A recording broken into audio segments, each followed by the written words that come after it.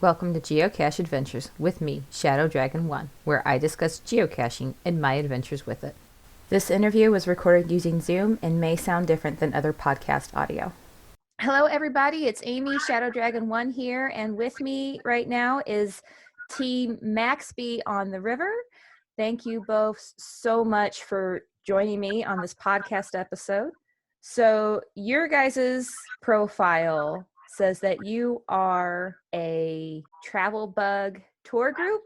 Yes. One of the things that we started doing many years ago, we started caching in 2003, and we started moving quite a few travel bugs. I was traveling just a ton on business. I was flying 100,000 miles a year on business.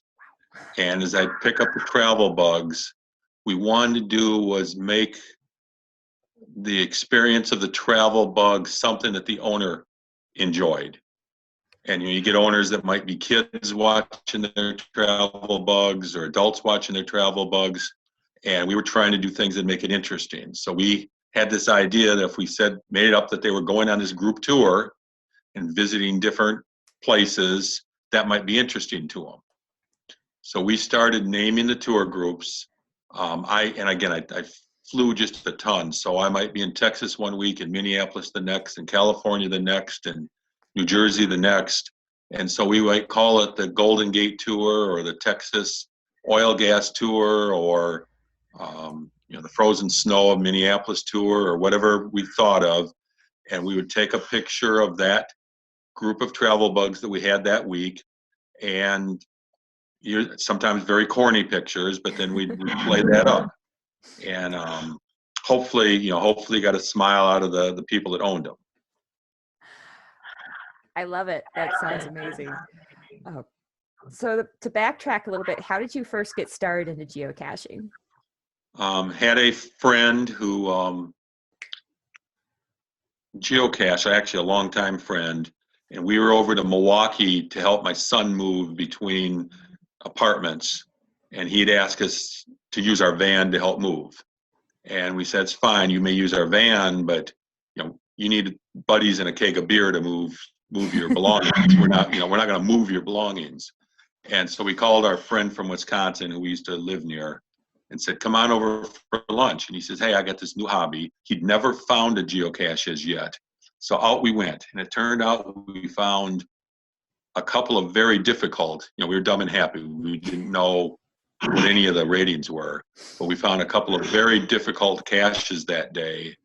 And because I was traveling so much, I would sit in hotels and read novels night after night after night in the hotels. And this turned out to be a really good fit. I could do it after my day of work. I could do a few geocaches and then go to the hotel. And if I had to work in the hotel, I did, but I could work later into the evening. So that's sort of how we got started in the geocaching. Oh, that's neat. That's neat that it got to work with your job that way. And now you've cached from your profile. And correct me if I'm wrong, you've been to all 50 states. Correct. I think we were the sixth cacher to do all 50 states. You've been to 3,120 counties out of 3,148 counties in the United States and multiple countries. So yes, we've been to the 3,020 counties we've cached in, but that's all of the counties of the 48 contiguous states. We've done 4 of the 5 counties of Hawaii, but the 5th county does not have a cache in it. It's a leper colony. Does not allow any caches in it. Oh, wow. In fact, you can't go in unless you're a certain age. And then we've cached in Alaska, but there's a lot of open land in Alaska that we've not cached in. Wow, that's amazing. I hope to get anywhere close to all 50 states when I still haven't left my own state yet, personally geocaching. So we had planned a trip that we were hoping to take this past summer in 2020, and that obviously got canceled because of the pandemic. So we'll see what 2021 brings.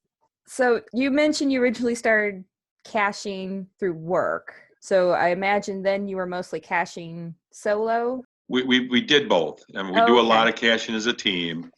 If I was traveling for work alone, I would go out and do some caches. Maxine occasionally did some trips on her own. She went to Germany a few years ago with one of the neighbors and took the neighbor lady, and they cached across Europe. She also went to Alaska a few years ago and took actually a neighbor lady and another lady with her, and they cached in Alaska. So, but most of our caching is as a team. Okay. So you've moved 30,000 or more travel bugs. That's impressive to even come across anywhere near that many travel bugs. Yeah. And times are different in travel bugs. For a long time, there were quite a few travel bugs. I'm going to use the term out in the wild, out where you would pick them up in caches. And we would move them. And because we moved them and did things with them that people thought were fun, folks would get them into our hand. I ended up with kind of a network of people around the country, for instance, in the Dallas area. And I was in the Dallas area every 4 to 6 weeks.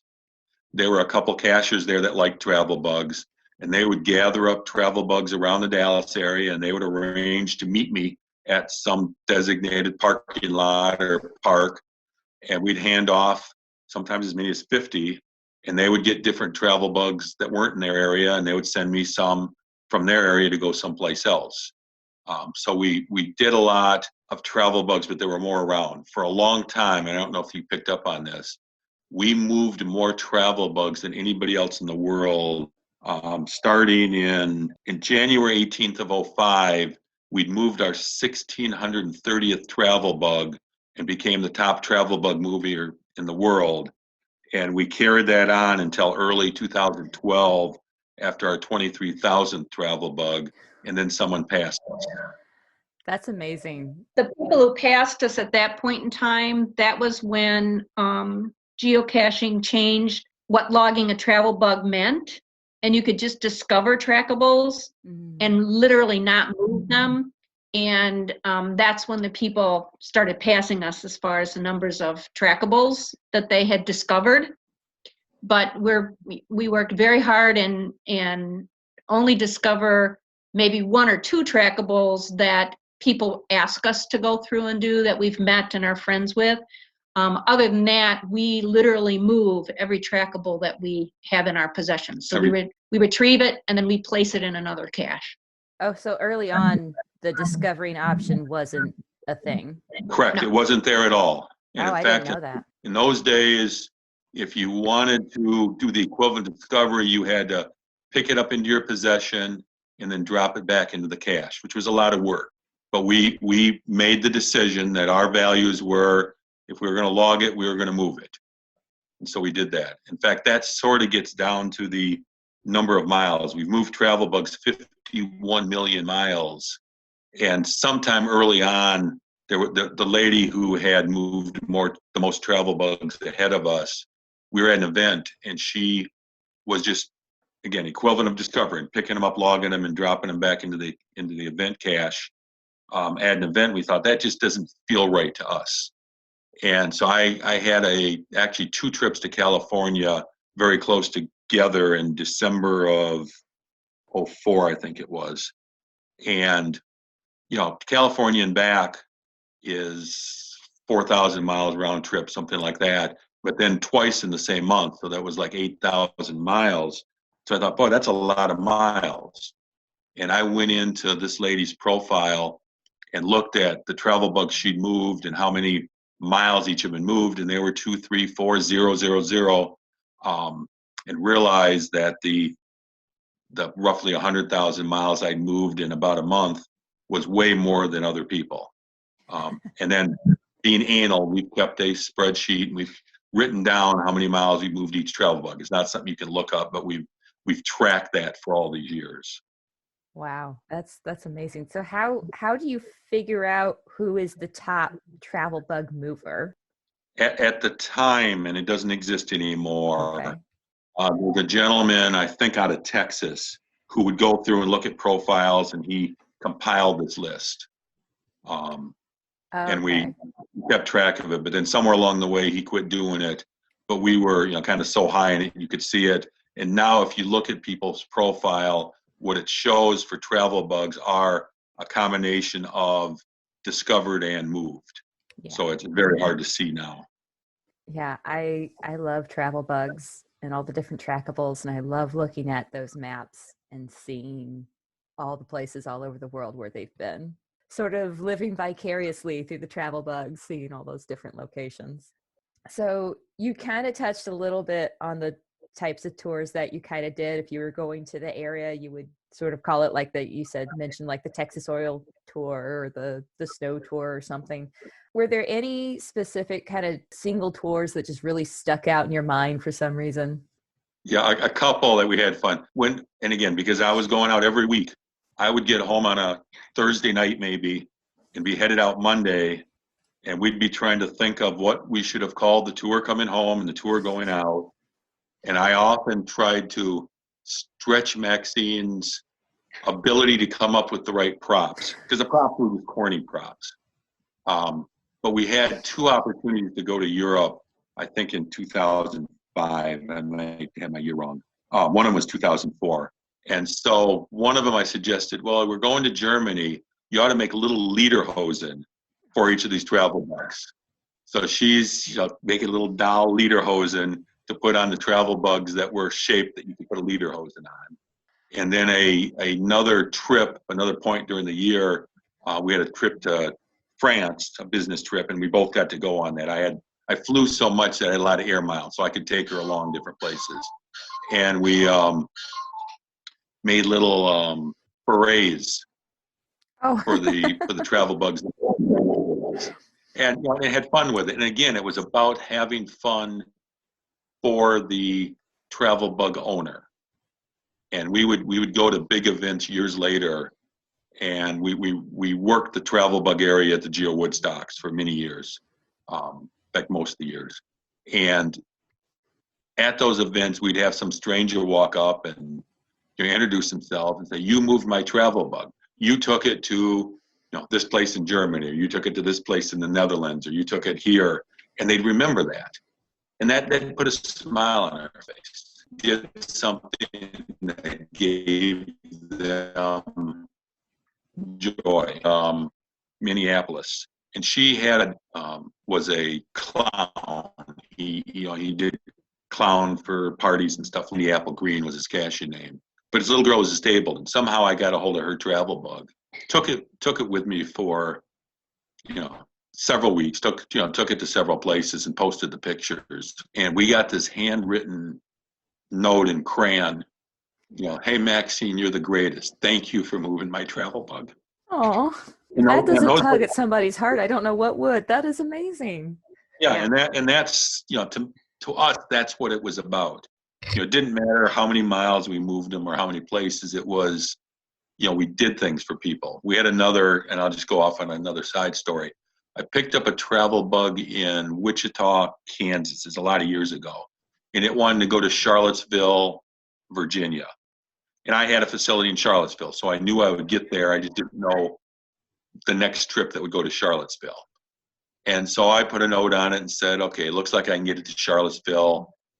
May take a couple of months. And really didn't get a response from the travel bug owners. But some time went by, and meantime, I ended up with a trip scheduled to Charlottesville. So I sent another note. Said, okay, I'm going to be in Charlottesville next week. Is there some place you want me to drop this travel bug, or some place you want me to meet you to hand it to you and that?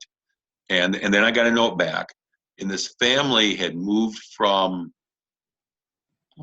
Ontario, Canada, Toronto or someplace. The husband was a professor, was going to school, and he was going to now go to the University of Virginia to go to school or go on to school or to teach. And the family had moved there. So they started this travel bug to get to their new home. And I don't remember what it's called. You knew it a few minutes ago.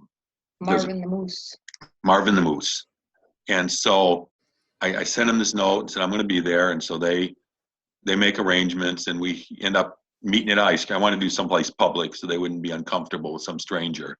So we got to this ice cream place, and the little girls who were maybe 6 and 5, little girls, had this sign, "Welcome home, Marvin the Moose." Oh. That they brought in.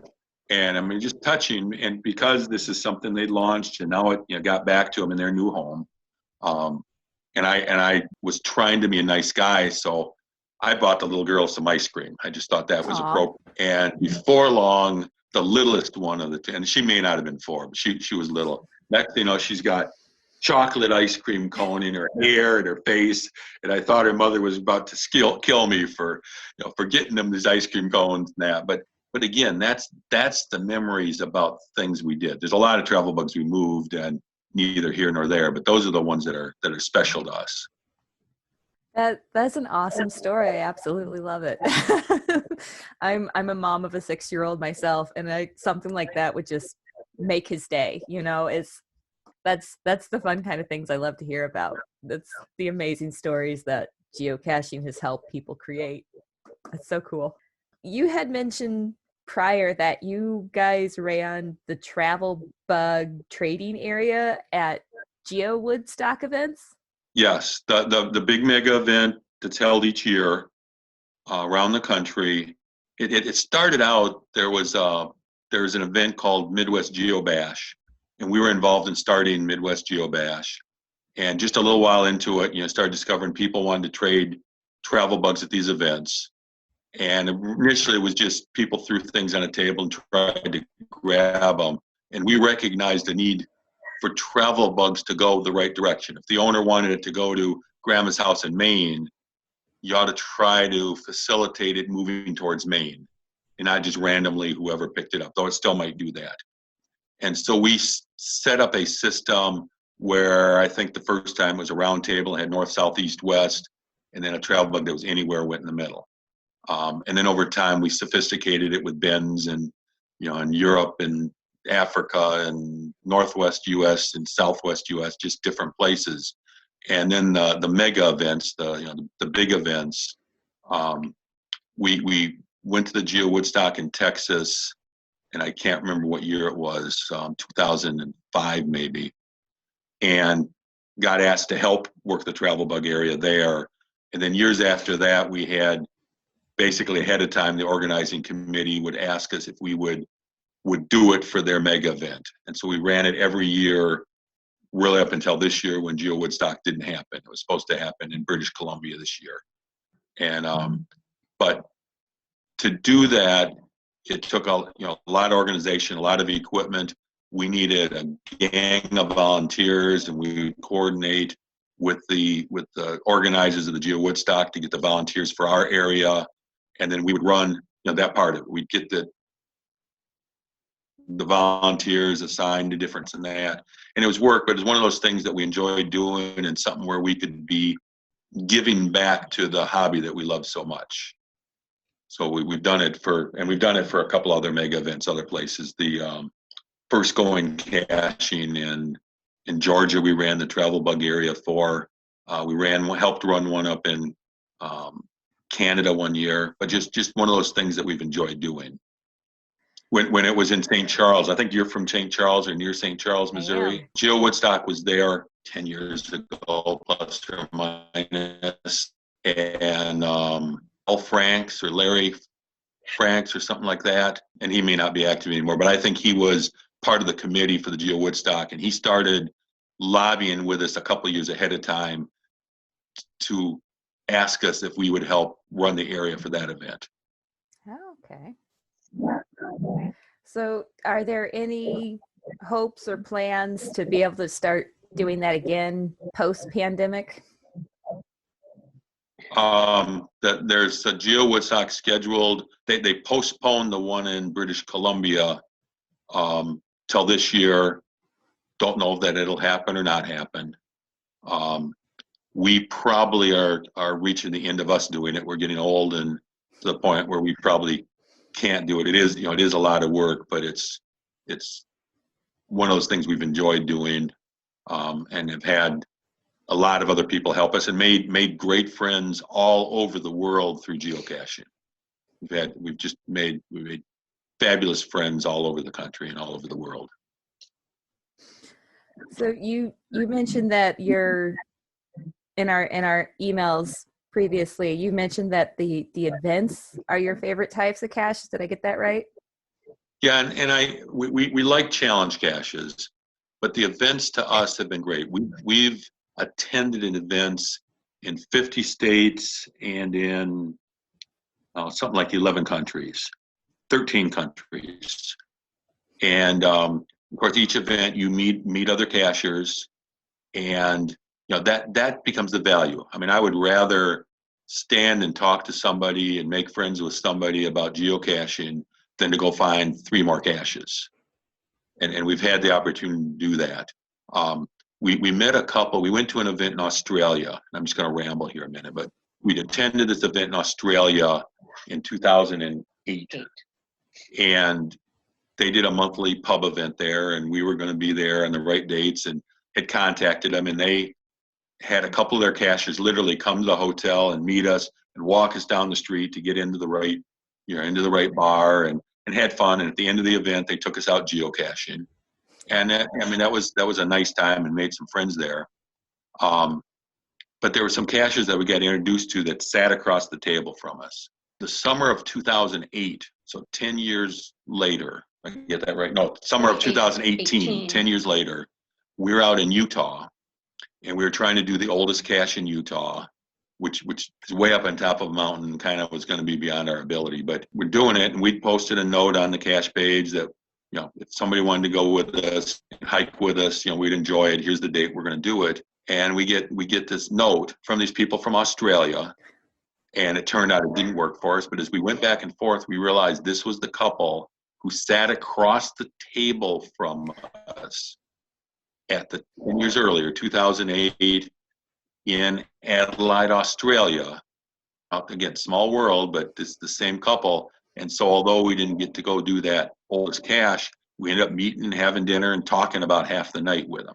And we've got various stories like that where we've met other people from someplace else, and then years later connect with them again and just made friends. You made an acquaintance to start with, but then now you've made friends years later, again, from all over the world. That's a really cool story. That's the valuable part of geocaching. I mean, isn't how many caches you find is how many caches you find, but to me it's the friends we make. That's really cool. I've been able to meet a couple cachers while out caching, and then of course this whole pandemic has kind of put a damper on any events, but I am hoping to be able to do hopefully some events this current year in 2021. I've talked to a lot of people that have kind of talked about how the pandemic has changed geocaching for the current time, because the events aren't happening so much, but there's been a lot of newer cachers as well because of it. And it's interesting to see how it's affected the geocaching game. Yeah, and we in Michigan, we there was a moratorium on events for a while, but then our reviewers kind of got together and decided there's no reason you can't do an event. Now with limits, with precautions. We're all adults and we all make our own choices at the risks and the precautions that we're going to take. And so we've been having events. We had one last weekend, and we met in a parking lot and we kept our distance from each other, but yet you still could talk with your friends.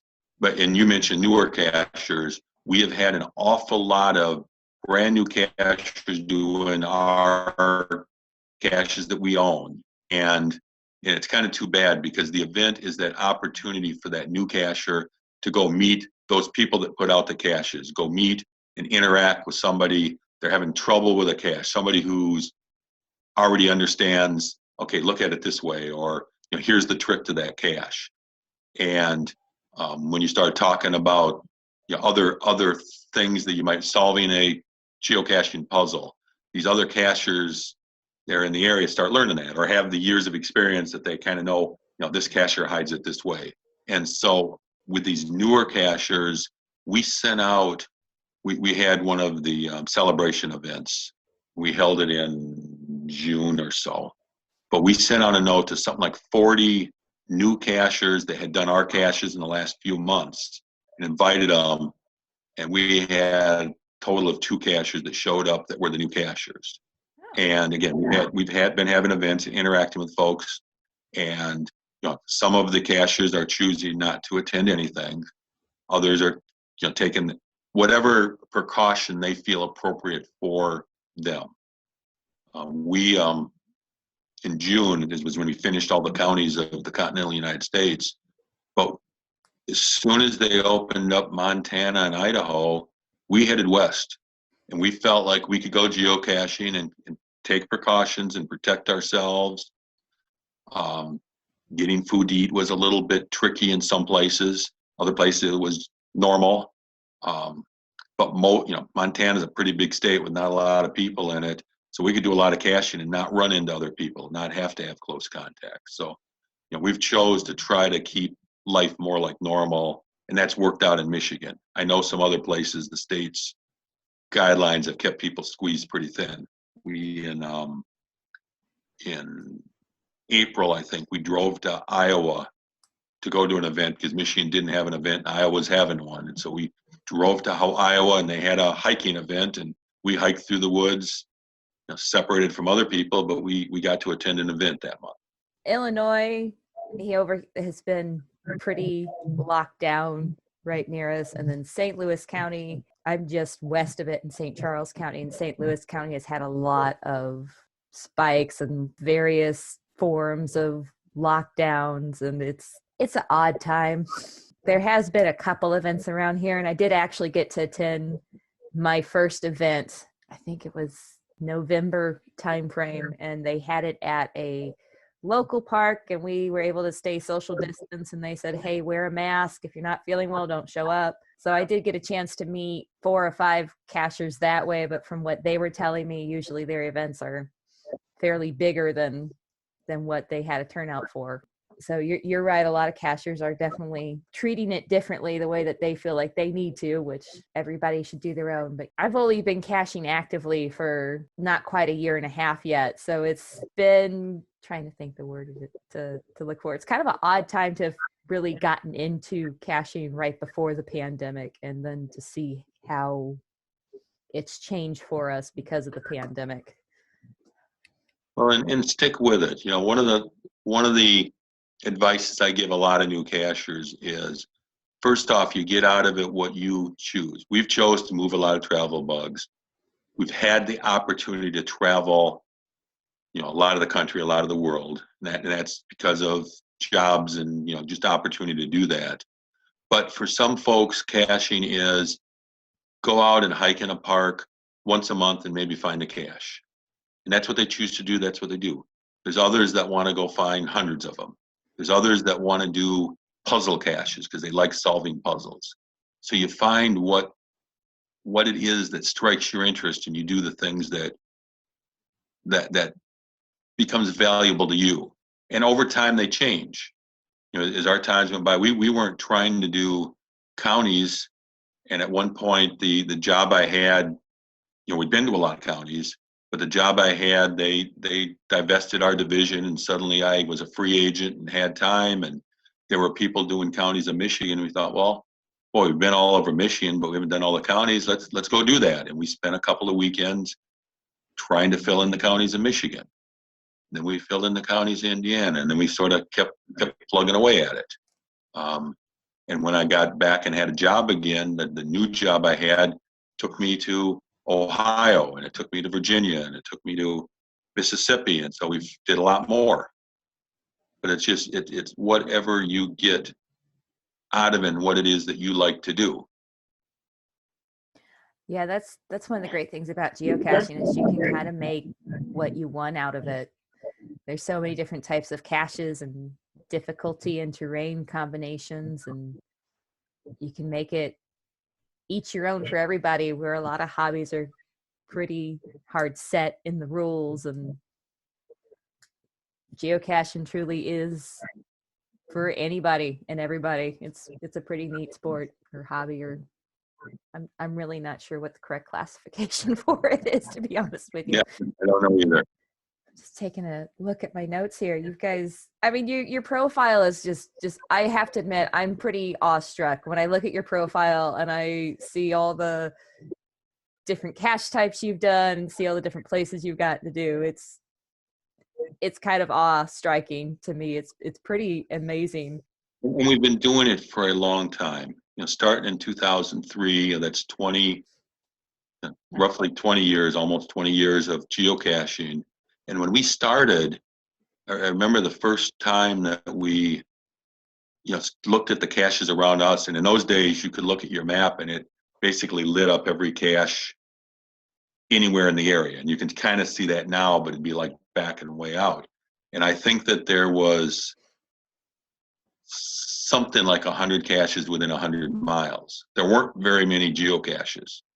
And so you go get them, and then you go get a few more. And as you had time and were interested, you go do something else. And it's changed a lot through the years. These other cache types, some have come and gone during the time we've done it.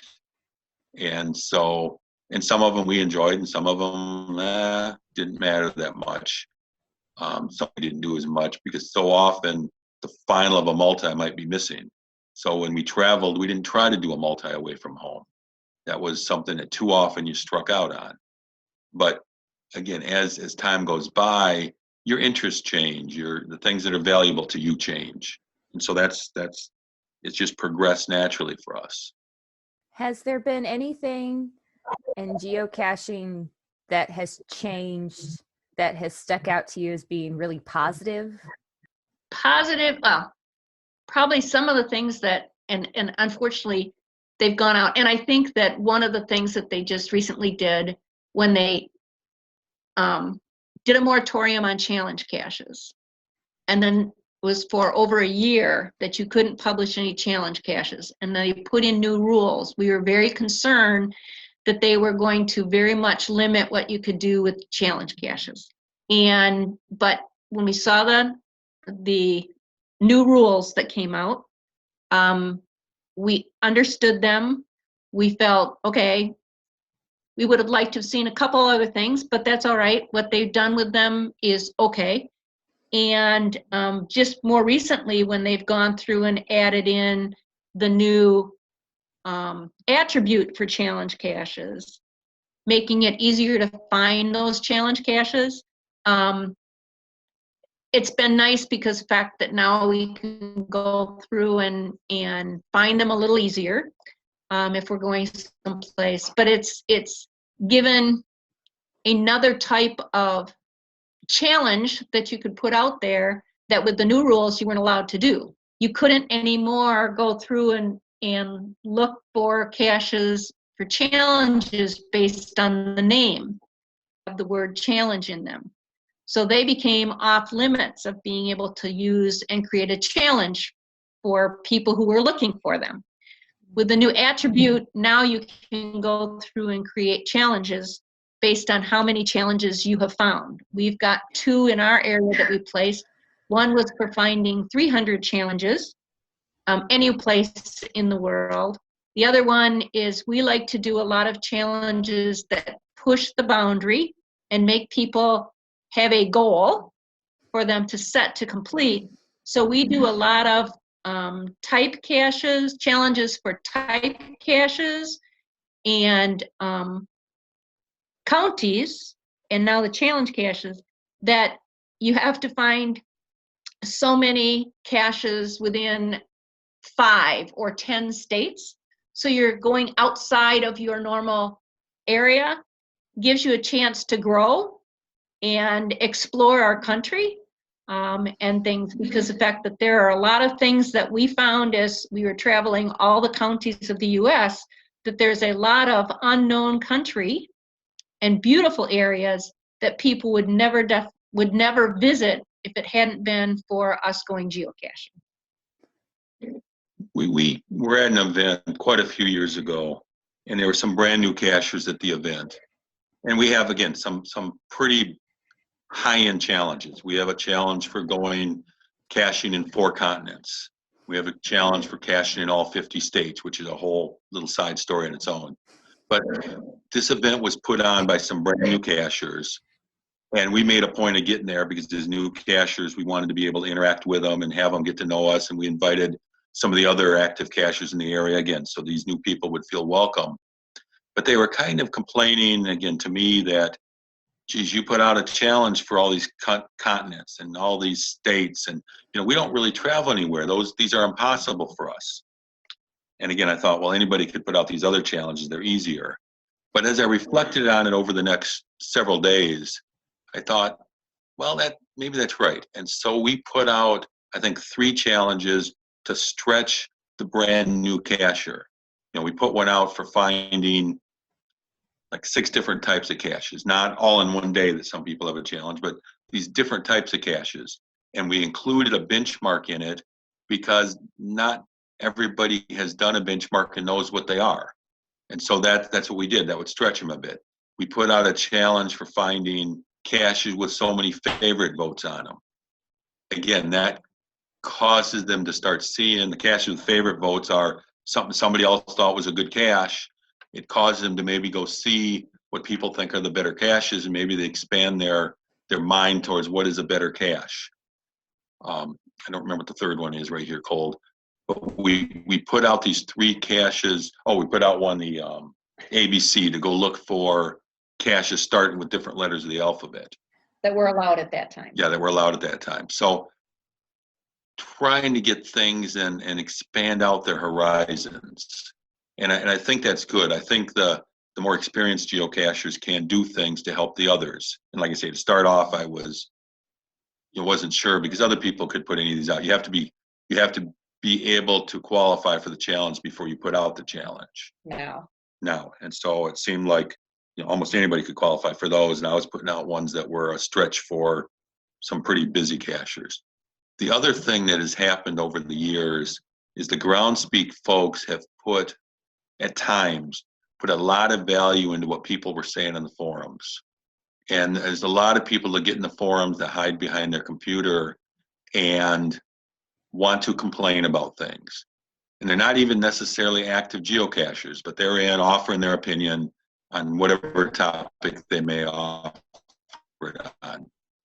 And so there was a while when group was taking a lead off these forums and not coming to events and talking to the real cachers. And I think I have to start contacting some of the more experienced cachers, but I think that they were focused on this thing, and they want to get new cachers. That's income to the Groundspeak folks. But they have to be careful that they don't isolate all the existing cachers. Because again, we're one that paid for 3 accounts, and we keep paying for 3 accounts year after year. And many of the new cachers will buy their account and maybe in 6 months decide this isn't fun for them, and that's fine. And they will go away. So I think you can gain, I think of how many people I've showed geocaching to and got them involved in geocaching versus what just somebody blind might stumble onto. Now that's our opinion on things, but it is important. I think that's why the events are important, where people can interact with the other cachers and start learning and make the friends. And we had some cachers here a few months ago that we'd met at some event from Iowa, and they wanted to go to New York and get the oldest cache in New York, and we wanted to go to New York. So well, let's go. And off we went to New York and got the oldest cache in New York, which was just a goal that we'd all had set. I'm rambling, I'm sorry. I love hearing it. This is amazing to me. So obviously community is very important to you guys, the way you're talking about it, which I love that fact. So for somebody who maybe is newer into geocaching, do you have any recommendations for them on how they can really get involved and grow in their geocaching community? I think it's first off very important that, again, when there's events, and you guys aren't having them right now, but when there's events, go to the event, meet those other caches that are hiding the caches that you're looking for. Putting out caches is important, but the guidelines talk about not putting out a cache till you've hidden, I think they say 50. We always recommend about 100. And when we see a new cacher throw out a cache too early, they don't necessarily understand the techniques, the things that they should do, the ability to get the coordinates precise, because you want people to be able to find it. And we will see a new cache come out by a brand new cacher, and it might be 400 or 500 feet off, which means the person looking for it's not going to find it. They're going to have trouble finding it. But those are things that come with having done more caching and interacting with more people. And I think that's important. Again, it's unfortunate that we have these times where events aren't being held, but when they are being held, you learn it. Or if you have someone that's an experienced cacher that you go caching with, that you can kind of learn the tricks, the trade off of them. One of the things that I think is real important for new cachers, and we certainly welcome them, one of the things I really would suggest is the fact that don't just download the app and then just start. Take the time to really watch the videos of what they suggest for taking and doing in caching, how to use the app, if you're using an app, so that you understand all the parts of the app and how important those things are. We had some example. We had some young men who were going through, and they were new cachers, and they were going out and hiding caches, and they were hiding a lot of them. And we'd be going out, and they weren't at the spot that they said. So as experienced cachers, one of the things that we end up doing is we go, okay, we kind of start circling out 50 feet, 100 feet around from where their ground zero is. That's very frustrating for cachers and stuff, for anyone trying to find a cache. And, you know, and we're experienced, so we at least kind of go, okay, this looks like a good spot that we might be the place to do it. Well, one of the things we asked them and talked with them about, they came to our event, and we talked to them, and he says, well, how exactly do you get coordinates for your cache? Well, we place it, then we go back home and we use our computer and 3 different mapping programs to give us coordinates. They haven't even used their phone to give them the coordinates. And when I says, okay, show me how you go through and find coordinates. So they bring up the app, which is fine. And when you put in for a cache, it always brings up the map. And it goes through, and you click on the file and you navigate, and it gives you the map. And it tells you as far as how far away you are. Well, that's fine, but it doesn't tell you a direction necessarily, especially when you get close. So I sat there, I go, do you know, this little symbol up here says it's a compass. If you click on that, it will show you the direction you have. Oh my gosh, that's so much easier. And then I said, and if you look at the bottom, it actually gives you the coordinates of where you are at and where you're trying to go. And they go, oh my gosh, you mean I could have found my coordinates right here? I go, yes, you can. And there's an accuracy on the GPSs, depending on how good the satellite signal is, and you know what's the coverage and how many trees are in the way and all that. It'll say, you know, your coordinates are accurate plus or minus 50 feet, or plus or minus 20 feet, or plus or minus 200 feet. And those are things that if you've cached a while, you start learning. Those sort of things matter, the precision of what you're looking for. And again, these folks, and they didn't know it, not because they're dumb, but because they had no opportunity to learn that. And it was just a matter of letting them know, you know, look here, see what this says? It says this little number, it says plus or minus. Yeah, but I didn't know what that meant. Well, that tells you how accurate your coordinates are. Oh, it could be off by 75 feet. Well, yeah, that's quite a distance when you're looking at a circle. That would be nice for, you know, new cachers. I know that they enjoy it, but take the time to go and learn how the app is utilized. You know, go through those videos. The videos are only like 5 minutes long, or ask and talk to someone else to go through and do it. And we've gone through and made a point of, if something is off, we try and contact the owner. And then we say, you know what, we're more than happy to come out and help show you how to get more accurate coordinates and stuff. And so sometimes we get a good result, and sometimes, well, nope, they're just not interested. And so, you know, we go, okay, and stuff. But what they find is then they get frustrated because no one wants to find their caches. Well, you know, why should I go out and waste an hour and not find a cache when I have no idea where the coordinates are? So that's one of the things that, you know, for new cachers, you know, take the time to do a little research and do some playing with the coordinates before you try and place something. That's great advice. It really is. You've mentioned you've hosted a couple different events. How many events have you hosted? Do you know offhand? I think 150 or something through the years. Wow. An awful lot through the years. But they become social events. Some of them were in relationship to placing out a group of new caches or having them at a given facility. sometimes when we were traveling, we wanted to be able to log an event in a given place. We were in I don't know, Latvia or someplace, but we wanted to be able to log an event in Latvia, so we hosted one so that somebody show up so we could log an event in Latvia. And it gives us a chance to meet the local and meet the local too. cachers. So sometimes we've done it. Other times when we were traveling, we might contact a cacher in a certain area. We did one in Wyoming. It was a cacher that we had contact with before. We said, geez, we're going to be out there those days. We'd like to do an event.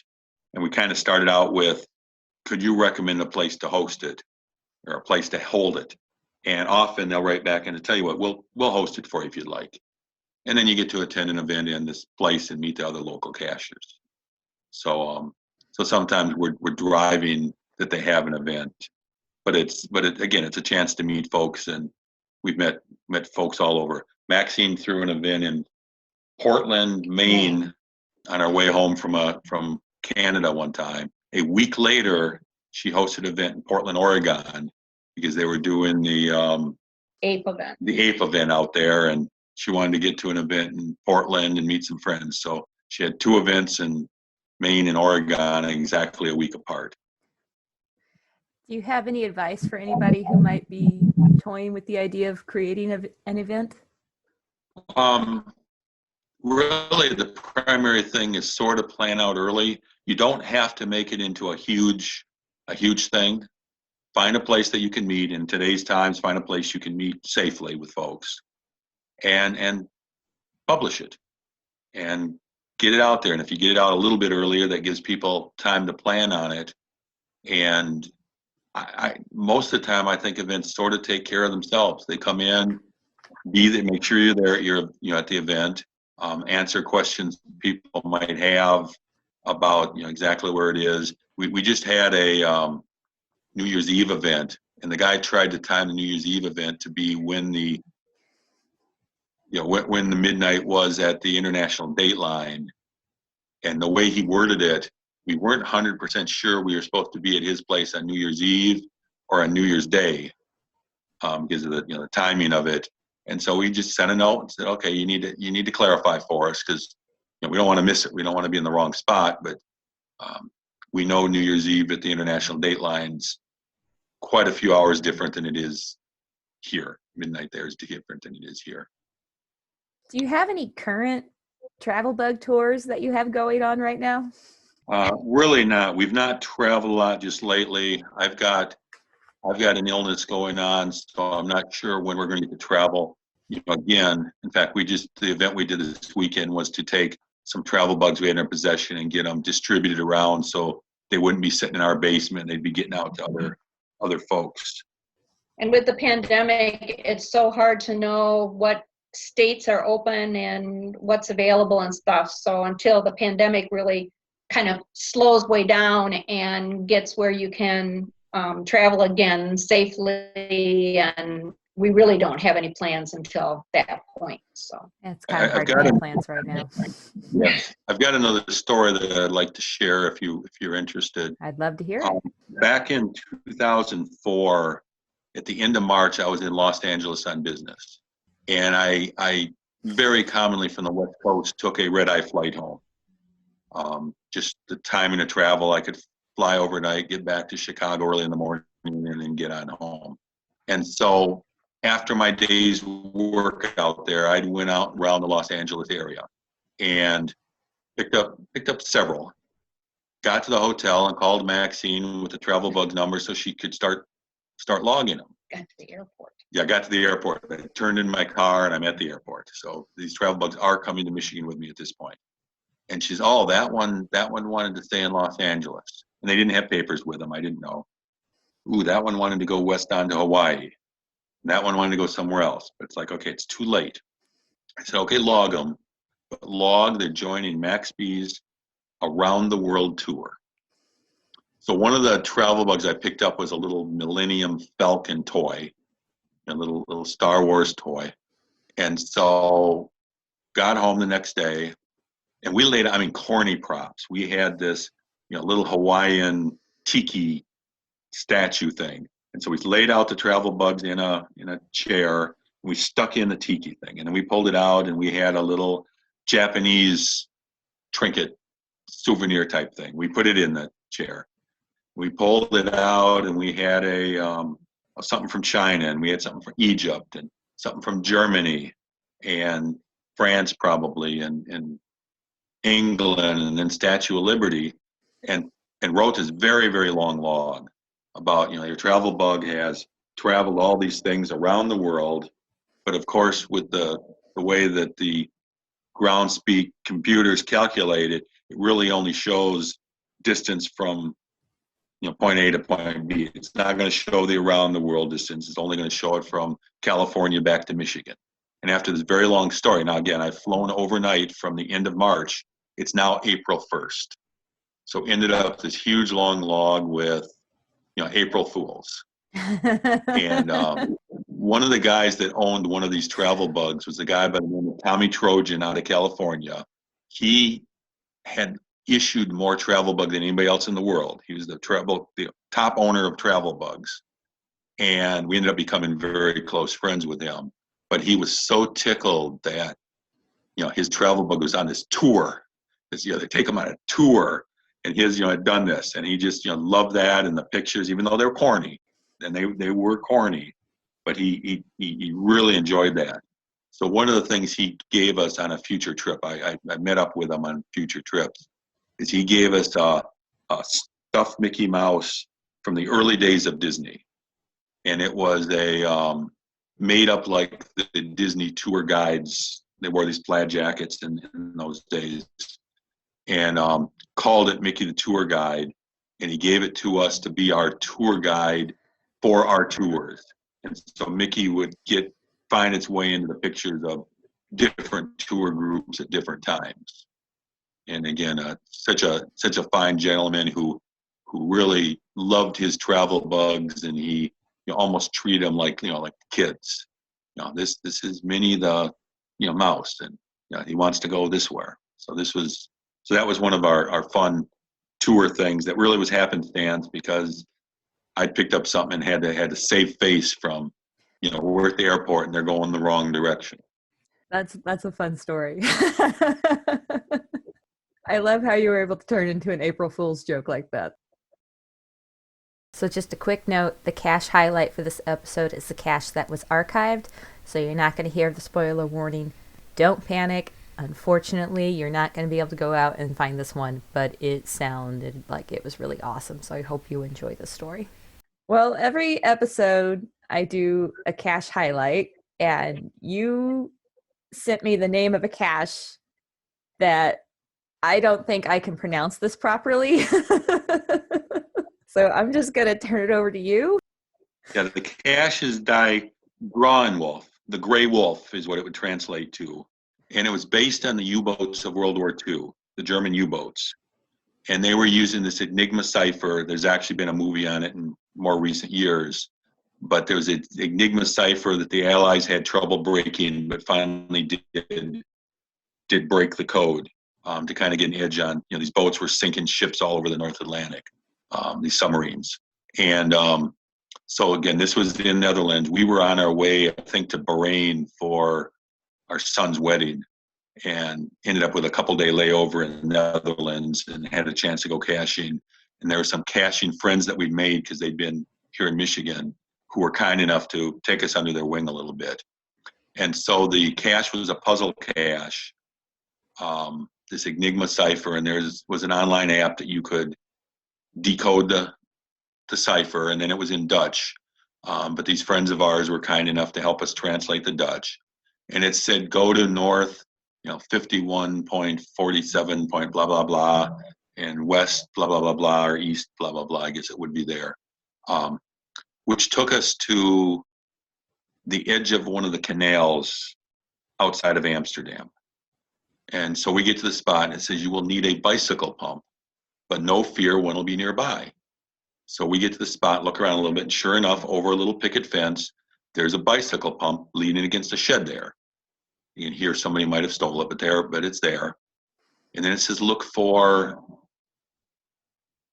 the air valve. So barely sticking through the slat in the fence is the air valve, the end of the air valve. And it says pump 6 times. And out of the canal floated a model U-boat that was about 4 foot long. And it, up it floats. And the conning tower opens. And inside the conning tower is a little waterproof container with the log in it. And so you could log the cache. And when you were done, you put the conning tower back and you let the air back out, and it sunk down. And being a canal rather than a river, there's no force on it, so there's no downstream pull on it, and it floated back into place. And that was what we thought was the coolest cache we did. And it's it's since been archived, but it was a pretty cool cache. Wow. I have not yet found a cache quite like that. That is really awesome. Thank you so much for sharing that. And more recently, one of the things that happened, West Virginia Tim was really the first person who really did what are called now gadget caches. Mm-hmm. And he goes through and he does videos on how to go and create gadget caches. So it's very nice, and some of the work that people have gone and put into doing gadget caches and creating gadget caches is very unique, and it is a lot of fun. I don't know the GC number, but it's up north of Milwaukee, and it's called the TARDIS, which is the booth that's in, what is it, Dr. That Doctor Who? Doctor Who. Doctor Who, yes. The one that goes, you go into the booth and then you go to other places. Anyhow, there's one that's set up there that you have to go through and solve one of the Simon Says games where you have to follow the colors and things. And that's a very cool cache. One of the things that geocaching did do that was really nice was when they allowed people to put on favorite points. Favorite points on a cache means it's a cache that's well worth your time to go to and do, because it's either a gadget cache or it's a very cool location, or it's something that is, many cachers now use that as a point of interest when they're traveling, that they want to make sure and do those types of caches.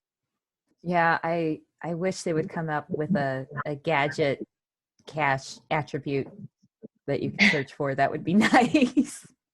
That's really cool. But look for favorite points. You probably already know this, but use favorite points as an in that you might want to go do that cache. If it's got a bunch of favorite points, there's a reason for it. These are other cachers who've seen it that think that cache is cool for whatever reason they think so.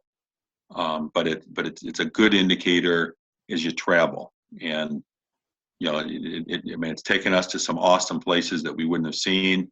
It's taken us to some interesting caches. It's taken us to some caches that we couldn't figure out how to do, but that's fine too. Thank you so much for coming on the podcast. I really do appreciate it. I've had so much fun talking to you. I could just sit here and listen to you talk and tell me you have some amazing stories. Thank you so much for sharing them with us today. Thank you for having us. Hope you enjoyed it. Hope your listeners enjoyed it. You've been listening to Geocache Adventures with me, Shadow Dragon 1. If you enjoyed this episode, please take a moment to leave a review wherever you listen to podcasts or on the Geocache Adventures Facebook page. Have you heard of FTF Magazine? It's the magazine for geocachers. Issues come out every 2 months and are full of photos and stories from geocachers just like you. Go to ftfgeocacher.com to subscribe today. And if you know any other geocachers that may like this podcast, please share it with them. I really appreciate your support. Thank you so much. Do you have a topic you'd like to hear discussed? Do you have a geocache adventure you would like to share for the Cache Highlight? Would you like to be a guest on the show? Reach out to me at geocache.adventures.podcast@gmail.com or on the contact page at geocacheadventures.org. You can also check out Geocache Adventures merchandise by visiting the store page at geocacheadventures.org. You can also sign up for the Geocache Adventures newsletter by going to geocacheadventures.org and going to the newsletter page and signing up there. The monthly newsletter will include a list of upcoming podcast episodes as well as behind the episode tidbits and other content as well. Thank you for listening, and I hope you've enjoyed this show.